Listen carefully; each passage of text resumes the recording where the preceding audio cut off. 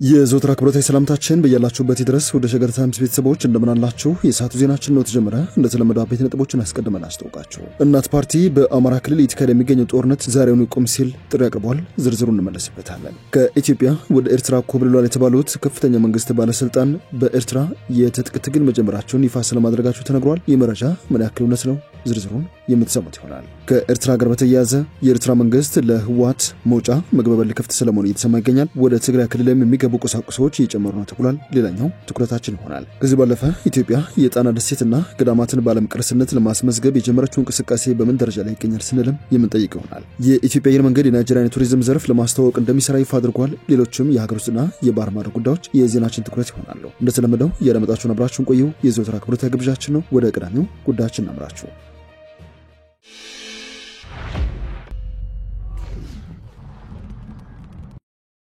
እናት ፓርቲ በአማራ ክልል ስላለ ሁኔታ በሀገራዊ ምክክር ኮሚሽን ያልተሳተፈበትን ጉዳይ በተመለከተ አቋሙን ይፋ አድርጓል። ፓርቲው በክልሉ እየተካሄደ የሚገኘው ጦርነት በፍጥነት ይቆም ሲልም ጥሪ አቅርቧል። ጦርነቶች በድርድር መቆም አለባቸው። መንግስት ከግፋ በለው አካሄዱ ቆም ብሎና ወደ ቀልቡ ተመልሶ ሁሉን አካታች ፖለቲካ ድርድር መካሄድ አለበት ሲልም እናት ፓርቲ ይፋ አድርጓል። የሀገራዊ ምክክር ኮሚሽኑን በተመለከተ ኮሚሽኑ ጦርነቱን ለማስቆም ምን አይነት አቅም ይኖረዋል? ምክክር ያደረጉ የሌሎች ሀገራት ተሞክሮስ ምን ይመስላል? የሚል ጥያቄ ለፓርቲው ቀርቦም ነበር። ለዚህ ጥያቄ ምላሽ የሰጠው ፓርቲው የጦርነቱ ጠማቂም አሳላፊም የብልጽግና መንግስት ነው። ነገር ግን ኮሚሽኑ ይህን ጉዳይ ውስጥ ሆነ ሳይሆን ከውጭ በኩል ገለልተኛ ሆኖ መመልከት ይኖርበታል ሲል ሞግተዋል። ይህን ብናደርግና ይህን ብንል ያኛው ይከፋዋል፣ ያኛውን ያስደስቷል በሚል ሳይሆን በሁሉም ላይ ዓለም አቀፍ ማህበረሰብ ጫና እንዲያደርግ አስተባብረው ተኩስ አቁም፣ ፖለቲካ ድርድር እንዲያደርግ መስራት አለባቸው ሲልም እናት ፓርቲ ሞግተዋል። መንግስት በቀደደላቸው ቦይ ከመፍሰስ ወጣ ብለው ከሳጥን ውጭ መመልከት አለባቸው። ለምክክሩ አስቻይ ሁኔታ እንዲፈጠር መንግስት መሪ ኃላፊነቱን እንዲወጣም ግፊት ማድረግ ይጠበቅባቸዋል ብለዋል። በተዋጊ ኃይሎችን በኩል ጫና መፍጠር እንደሚያስፈልግ ፓርቲው አንስተዋል። እናት ፓርቲ ተሞክሮን ካነሳን የአይርላንድ ተሞክሮ የረጅም ጊዜ ደም ማፋሰስን ወይንም በጉድ ፍራይዴ ያስቆመ ምክክርና በቱኒዚያ እስከ ህግ መንግስት መቀር የሚያደርስ አዲስ ማህበራዊ ውል የተደረገባቸው ውጤታማ የሚባሉ ናቸው ብለዋል። ሀገራቱ በቅድሚያ ያደረጉት የመሳሪያ ድምጽ ጸጥ እንዲልና ሁሉም ወደ ልቦናው ተመልሶ አካታች በማድረግ ለምክክር ውጤታማነት መስረት መጣን ያለው እናት ፓርቲ በአንጻሩ ብዙ ተጠብቆና ተሰርቶበት ነገር ግን በአካታችና ግትርነት ያካሄደ ስህተት የየመኑ ምክክር መክሸፍ የሚያስቆጭና በሌላው አጽናፍ የሚጠቀስ ከዚያም የሚያስቆጭና በሌላው አጽናፍ የሚጠቀስ ከዚያ በኋላም የመንን ወደ ፊልድ ስቴት የመራጋጣሚ ሆኗል ሲልም ነው ያስተዋወሰው። እናት ፓርቲ የአማራ ህዝብ ያለበትን ወቅታዊ ሁኔታ እንዴት እንደገመገመው ካለበት የከፋ ሁኔታ እንዴት መውጣት እንዳለበት መፍትሄው ምን እንደሆነ ለቀረበለት ጥያቄም በሰጠው ምላሽ በህዝቡ የደረሰው ግፍ እንደመጋዝ ነው፣ እየተመላለሰ በትርክት ዳ ፍዳውን ሳይኖረዋል፣ የግፍ ተፈጽሞበታል ሲል ቀጥለዋል። በርካታ ንጹሃን በጅምላ ጭምር የሚረሸኑበት ነው። ከ6 ሚሊዮን የሚበልጡ ህጻናት ትምህርት ቤት አይሄዱም። ከ4500 በላይ ትምህርት ቤቶች ወድመዋል፣ ተዘግተዋል ብለዋል። በርካታ ጤና ተቋማት ወድመዋል ሲልም በዚህ ወቅት ያለበትን ሁኔታ ለማብራራት ሞክረዋል። ወጣቱን በሱስና ተስፋ በመቁረጥ በባህር እየተሰደደ እያለቀ ነው።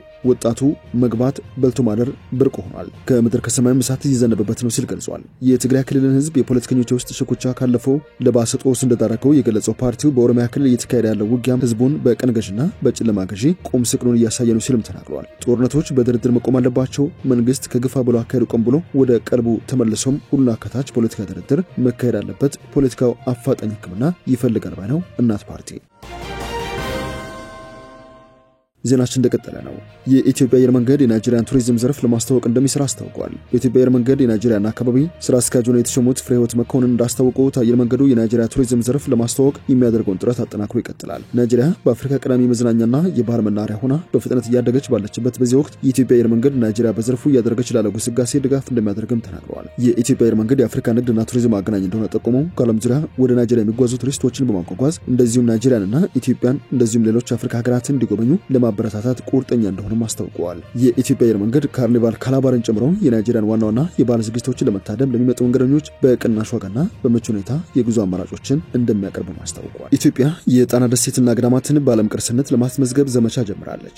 የጣና ሐይቅ ደሴትና ገዳማት በዓለም አቀፍ የቅርስ መዝገብ እንዲሰፍሩም የሚያስችሉ ሰነድ ለዩኔስኮ ተልከዋል። በአማራ ክልል የሚገኙ የመስህብ ሀብቶችን በማልማትና በማስተዋወቅ የባህልና የቱሪዝም ኢንዱስትሪውን በማሳደግ የክልሉን ህዝብ ተጠቃሚነትን ለማረጋገጥ ስራዎችን እየሰራ እንደሚገኝ የክልሉ ባህልና ቱሪዝም ቢሮ አስታውቋል። የክልሉ ባህልና ቱሪዝም ቢሮ በክልሉ የሚገኙ በርካታ የመስህብ ቦታዎች እንደመኖራቸው የጣና ሐይቅና የአካባቢውን በዩኔስኮ ዓለም አቀፍ ቅርስነት ለማስመዝገብ ጥረቶች ሲደረጉ ቆይተዋል ብለዋል። ከዚህ ቀደም የጣና ሐይቅ ደሴቶች በብዝሃ ህይወት ቅርስነት የተመዘገቡ መሆኑን የገለጸው ቢሮው በአሁኑ ወቅት ደግሞ ይህ ስፍራ በዓለም አቀፍ ቅርስነት እንዲመዘገብ ለማድረግም በተዘጋጀው ሰነድ ዙሪያ ማስተካከያ መደረጉን ነው የተናገሩት። ሰነዱን አስመልክቶ አስተያየት መስጠትና ተጨማሪ ግብዓቶችን ማስተካከያዎችን የማዘጋጀት ስራ ሲሰራ እንደቆየ የገለጹት አቶ አበበ ይህ ሂደት በዚህ ወቅት በጥሩ ሁኔታ ላይ እንደሚገኝ ነው የገለጹት። ቢሮው ከኢትዮጵያ ቅርስ ባለስልጣን ባለስልጣን ጋር በመሆን የጣና ገዳማትንና ባህረ ደሴትን እንደዚሁም ረግረግ መሬቶችን በዓለም አቀፍ የቅርስነት መዝገብ ውስጥ እንዲሰፍሩ ለማድረግ ጥረት ሲያደርግ እንደነበር ማስታወሰዋል። እንደዚሁም ስፍራው ዓለም አቀፍ ቅርስ ሆኖ እንዲመዘገብ በሚያስችለው በዚህ ሰነድ ዙሪያ ባለሙያዎች አስተያየታቸውን ከሰጡ በኋላ ሰነዱ ለዩኔስኮ ተልኳል ተብሏል። ዩኔስኮ አስፈላጊ ሰነዶችን ማሟላቱን አረጋግጦ ተቀብሎታል የተባለ ሲሆን ውሳኔውን በቀጣይ እንደሚያሳውቅም ይጠበቃል። ኢትዮጵያ በጥቅሉ 11 ቅርሶችን በዩኔስኮ መዝገብ ስም በዓለም ቅርስነት ያስመዘገበች ሲሆን ከአፍሪካ ደቡብ አፍሪካን በመብለጥ በአንደኝነትም እየመራች ትገኛለች። በጋምቤላ የስደተኞች ካምፕ የሰብአዊ ቀውስ እየተባባሰ ነው ተብሏል። በጎረቤት ደቡብ ሱዳን በተከሰተው ግጭት ምክንያት በ10 ሺዎች የሚቆጠሩ ሰዎች ወደ ጋምቤላ ክልል በመግባታቸውና በተመሳሳይ ጊዜ የኮሌራ ወረርሽኝ በመከሰቱ በክልሉ የሚገኙ ስደተኞች ካምፕ ውስጥ የህዝብ መጨናነቅ እንደዚሁም እየቀነሰ የመጣው የምግብና የቁሳቁስ አቅርቦት ችግር ከፍተኛ ስጋት መፍጠሩ ነው የተሰማው። ከ3 አስርት ዓመታት በፊት የተቋቋሙ ካምፖችም ወደ 400 ሺህ የሚገመቱ የደቡብ ሱዳን ስደተኞችን በማስተናገድ ቀዳሚ የሆነችው ጋምቤላ በዚህ ወቅት እየተባባሰ የመጣ የሰብአዊ ቀውስ ማዕከል ሆናለች። የተባበሩት መንግስታት የስደተኞች ከፍተኛ ኮሚሽን UNHCR በወጣው ሪፖርት መሰረት በርካታ አጋር ድርጅቶች በክልሉ የገንዘብ ድጋፍ እጥረት ምክንያት ተግባራቸውን እያቋረጡ ይገኛሉ። ይህ ሁኔታ በክልሉ ያለውን እየቀነሰ የመጣ ሀብትና እየጨመረ የመጣውን የጤና ስጋት የበለጠ አሳሳቢ አድርጎታል። ዜናችን እንደቀጠለ ይገኛል። ኤርትራ ለትግራይ ወደቦችን ልትከፍት ነው ተብሏል። በማህበራዊ ትስስር ገጾች የሚሰራጩ መረጃዎች እንደሚጠቁሙት ከሆነ ኤርትራ ለትግራይ ኃይሎች በሰብአዊነት ምክንያት ወደቦቿን ለመክፈት ወስናለች። ይህ ውሳኔም የትግራይን የታጠቀ ኃይል ለመከላከል የቆመ የሰብአዊነት አቋም ተብሎ እንደተገለጸም መረጃዎቹ ጠቁመዋል። ይሁን እንጂ የኤርትራ መንግስት እስካሁን ድረስ በጉዳዩ ዙሪያ የሰጠ ይፋ ማረጋገጫ የለም። በኢትዮጵያና በኤርትራ መንግስት ከፍተኛ ባለስልጣናት መካከል የሚደረጉ ሚስጥራዊ ግንኙነቶች እንዳሉ በይፋ የተገለጸ ጉዳይ ቢሆንም ኤርትራ ግን ለህወሓት ኃይሎች በሯን ክፍት ለማድረግ መወሰኗን የተመለከቱ ይፋዊ መረጃዎች ወይንም ማረጋገጫዎች እስካሁን ድረስ እየወጡ አይደሉም።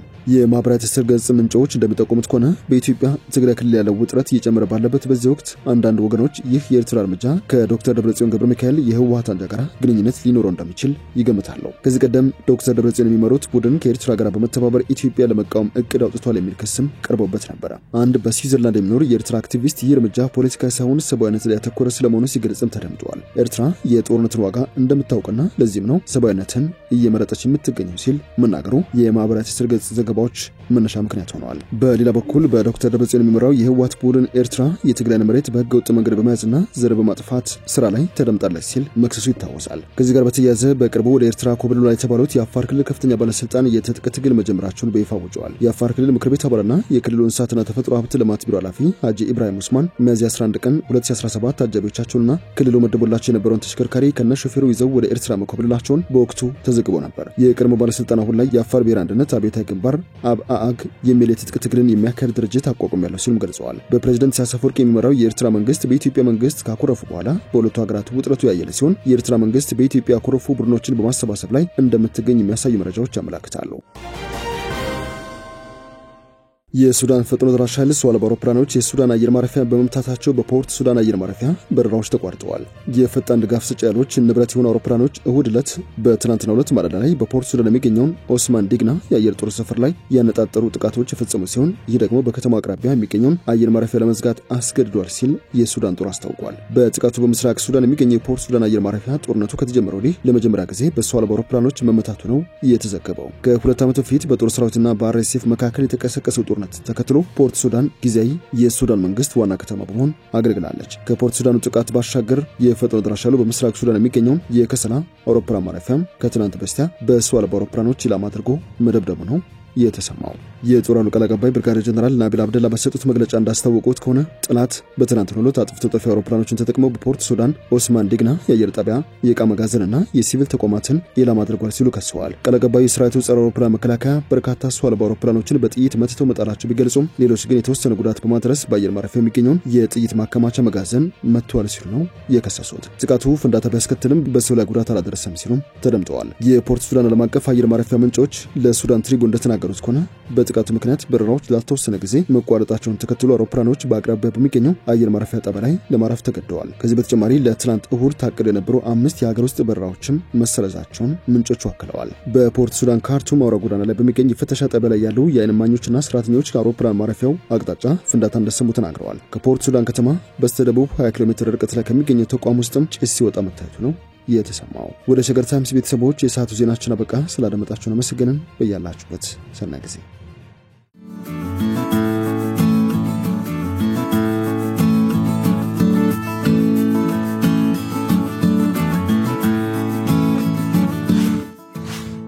ሸገር ታይምስ ሚዲያን ሰብስክራይብ በማድረግና ደወሉን በመጫን ይከተሉን።